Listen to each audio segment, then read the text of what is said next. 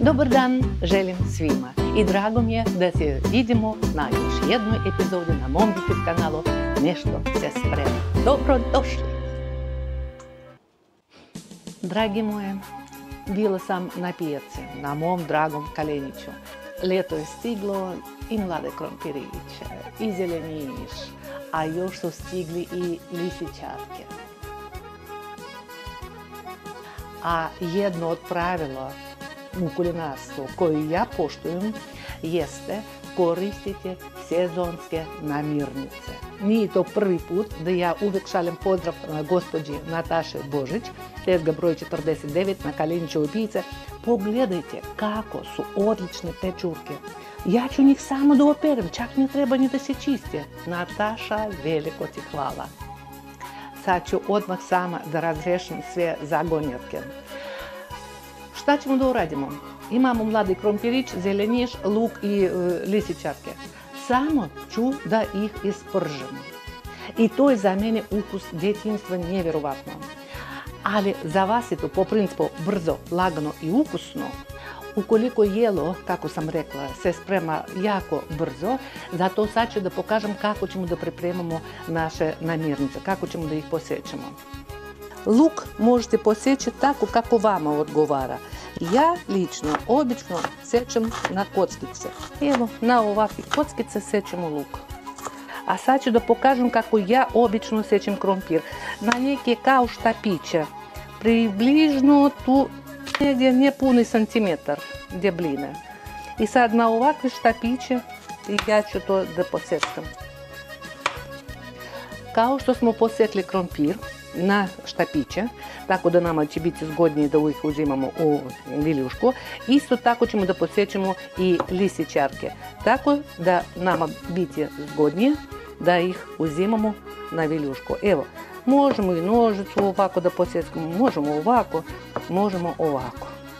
To će sve da se ukuva, da se slegne i bit će nam lijepo i zgodno da ručkamo. Namirnice su spremne i za ovu količinu krompira, tu samo 3 srednjih krompira, dovoljno sasvim će biti toliko lisičarke. Najbolje je spremati ovako jelo na mješavini ulja i maslaca. Sasvim pomalko, ali da bude prisutno.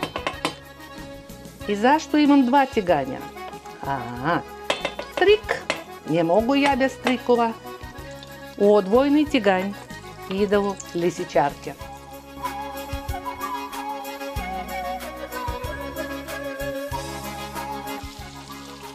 Pržimo to sve na jakoj vatri. Sad će, pogledajte kako već počeli da puštaju sok. Zato mi ih kuvamo odvojeno. Razgrejala se mješavina maslaca i ulja. Lijepo se razgrejalo. I sad prvo na prženje ide krompir. Krompir, ne luk. I da damo krompiru da uhvati zlatnu braun bojicu. Žutkasto, ne baš braun, samo malko. Pogledajte koliko soka pustile pečurke, lisičarke. Evo koliko soka. I taj sok treba da se ispari. Vidite kako počelo da se dobije braun bojica. Sad ćemo da stisnu vatru i tek sad ja stavljam luk. Dragi moji, jeste li obratili pažnju da ja ne poklapam krompir sa nikakvim poklopcem? Zašto? Zato što ja hoću da zadržim hrskavost krompira. A ako budem poklopila sa poklopcem nekim, onda on će da omekša.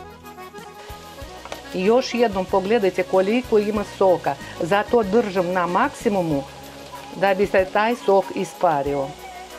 Još malo, bukvalno pola minuta da držim na tiganju, zato što sok se ispario i sad će pečurke da idu u krompir. I tako ćemo da držimo još jedno 5 minuta do potpune gotovnosti krompira. Sad, kad su sve namirnice na mjestu, onda ćemo da solimo i biberimo, isključivo po vašem ukusu. Znam, narode, Очекуjem питања. А како ви служите тај кромпир со печуркам и шта?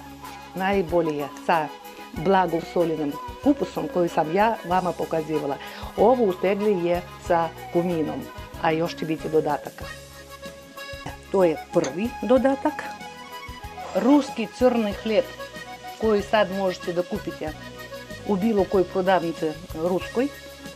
И по укусу можете одозду да поспите са зеленишем, по вашем избору. А шта још најболje?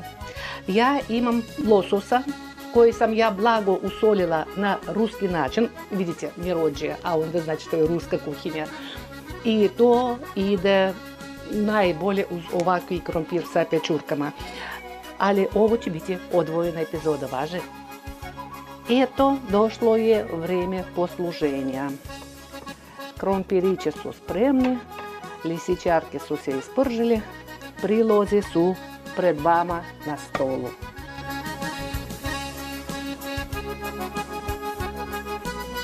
Po meni je odlično i za mene je to ukus djetinjstva.